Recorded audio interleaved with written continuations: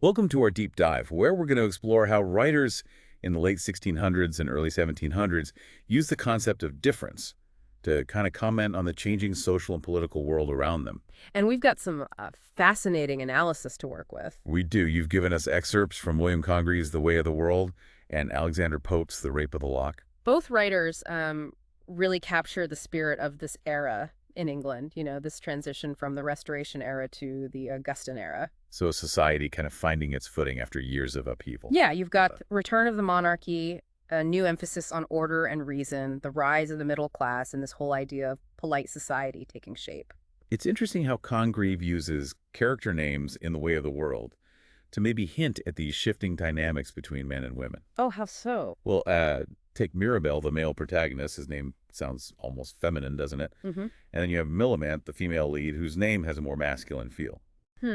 That's a really interesting observation. It could be Congreve's way of challenging these strict gender roles that were so prevalent at the time. Right, like he's blurring the lines a bit. Exactly. And remember, Restoration comedies were known for their wit and satire and often scandalous plots. There's definitely plenty of that in The Way of the World. Oh, absolutely. But Congreve uses those elements to explore something deeper, I think. Like what? Well, deceit and trickery are central to the plot, but he differentiates his characters based on their motivations. I see what you mean. Yeah. So like Mirabell, he's scheming, but it's ultimately because he wants to be with Millamant. Right. His manipulations are driven by love, whereas a character like Fainall is driven by greed and self-destruction. It's like Congreve is saying there's a difference between using wit for good and using it for purely selfish reasons. Exactly. And this idea of pursuing genuine connection versus being consumed by selfish desires is really at the heart of the play. And speaking of pursuing genuine connection, we have to talk about the proviso scene. Oh, that's a classic. Where Mirabell and Millamant basically negotiate the terms of their marriage. It's like a 1700s prenup. Haha, right? But it's more than just a practical agreement. It also reveals a lot about the changing power dynamics between men and women. How so? Well, Millamant, she's not just going to be a subservient wife. She sets very specific conditions for their marriage. Like what kind of conditions? She insists on having her own space and maintaining her independence, even within the marriage. She wants to be able to come and go as she pleases, to have her own friends and interests. That's pretty revolutionary for the time. It is. It suggests that women are starting to assert themselves more, to demand a greater degree of autonomy in their lives. It's almost like Congreve is giving us a glimpse into a future where relationships are more balanced and egalitarian. And that idea of challenging traditional power structures leads us perfectly into our next work, Alexander Pope's The Rape of the Lock. But we'll save that for after a quick break. So we were talking about how Congreve's play shows us some signs of changing power dynamics between men and women. So how does that tie into Pope's Rape of the Lock? Well, on the surface, The Rape of the Lock might seem completely different from The Way of the World. It's a poem, not a play. Yeah, and the title itself, The Rape of the Lock, sounds pretty serious. It does, but it's actually a mock epic poem. A mock epic? What does that even mean? Basically, it means Pope is taking a really trivial event, in this case, the cutting off of a lock of hair, and treating it with all the seriousness and grandeur of an epic poem like, Homer's Odyssey. So he's using humor and exaggeration to make a point. Exactly. He's satirizing the social conventions and behaviors of his time, especially among the upper classes. Why focus on a lock of hair? It seems so random. But you have to remember, in that context, hair, especially a woman's hair, held a lot of significance. Like what? It was a symbol of beauty and chastity, things that were seen as under men's control. Oh, I see. So by focusing on this seemingly insignificant event, Pope is actually highlighting a much bigger issue. Exactly. He's using this mock epic style to draw attention to the power dynamics between men and women, and how those dynamics play out in even the smallest, most seemingly insignificant interactions. And it's interesting that Pope himself was a Catholic, living in a time of anti-Catholic sentiment. He was also dealing with physical disabilities. So he had firsthand experience with being different and being marginalized by society. Absolutely. And that personal experience definitely informs his perspective on gender roles and power dynamics. So in a way, he's using The Rape of the Lock to explore what it means to be different, to be an outsider in a society that values conformity. I think that's a really insightful reading. And the way he uses humor and satire makes the poem both entertaining and thought-provoking. Yeah, it's not just a lighthearted romp. It has some serious things to say about the anxieties and tensions simmering beneath the surface of Augustan society. And one of the most interesting aspects of the poem is how Pope portrays these supernatural beings called sylphs. Oh yeah, the sylphs He are like these little mischievous fairies, right? Kinda, but they play a really important role in the poem.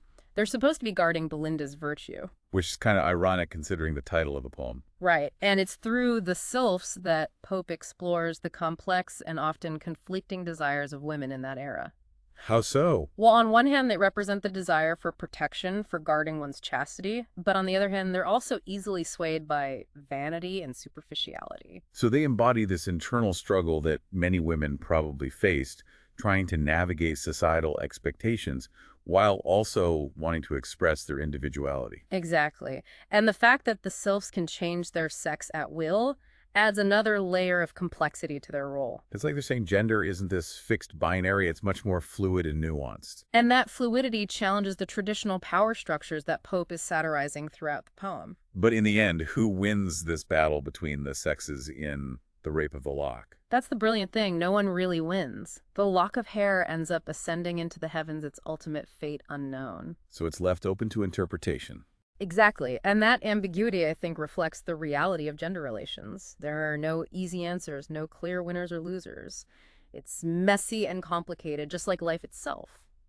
And Pope manages to capture all that complexity with wit and humor and these incredibly vivid images. The Rape of the Lock is a masterpiece of satire, but it's also a really insightful commentary on the human condition, on our enduring fascination with appearances and power, and the challenges of navigating social expectations. So we've got these two works from the late 1600s and early 1700s, The Way of the World and The Rape of the Lock, and they both seem to be engaging with this concept of difference in really fascinating ways. They do, and what strikes me is that despite their differences in genre and tone, they both highlight this underlying sense of anxiety about change, about shifting power dynamics, and about what it means to be different in a society that's constantly evolving. And it's fascinating how they use humor and social commentary to explore these issues. Absolutely. Yeah. They're not just products of their time. They're timeless works that continue to resonate with readers centuries later.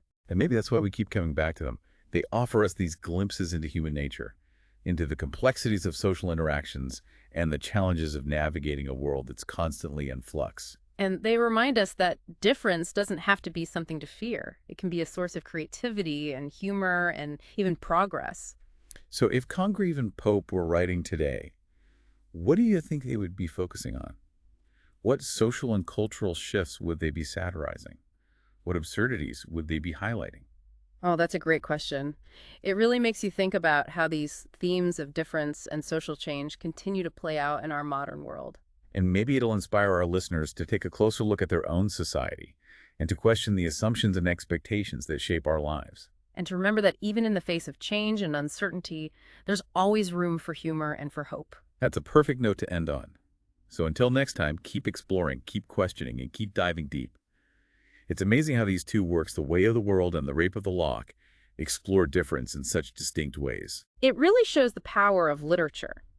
You know how writers can use different forms and styles to comment on similar themes. Right, like Congreve's play is so witty and dialogue-driven, and it really dives into those intimate relationships and how power dynamics play out there. Whereas Pope takes this seemingly insignificant event and turns it into a grand satire on social conventions and human folly.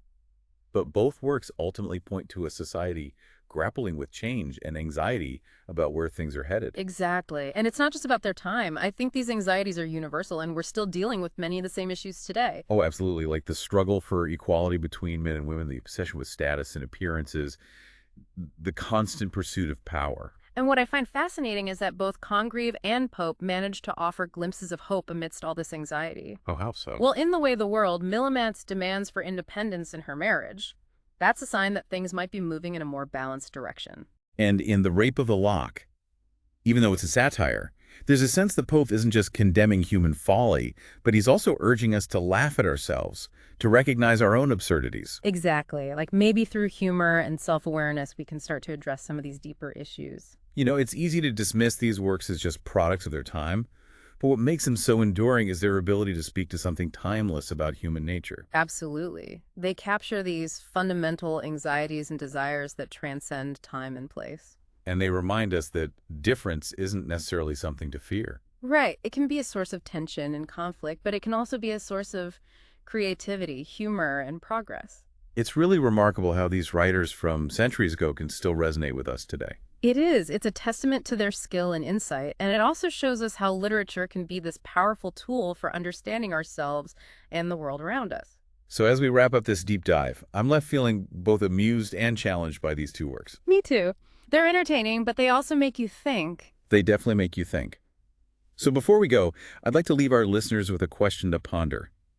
If Congreve and Pope were writing today, what do you think they'd focus on? Oh, what a great question. What social and cultural shifts would they be satirizing? What anxieties would they be exploring? I think it's a really fascinating question, and it challenges us to think about how these themes of difference continue to play out in our modern world. Absolutely. So, to our listeners, we encourage you to keep exploring these ideas, keep questioning, and keep diving deep into the world of literature and ideals. Until next time, thanks for joining us.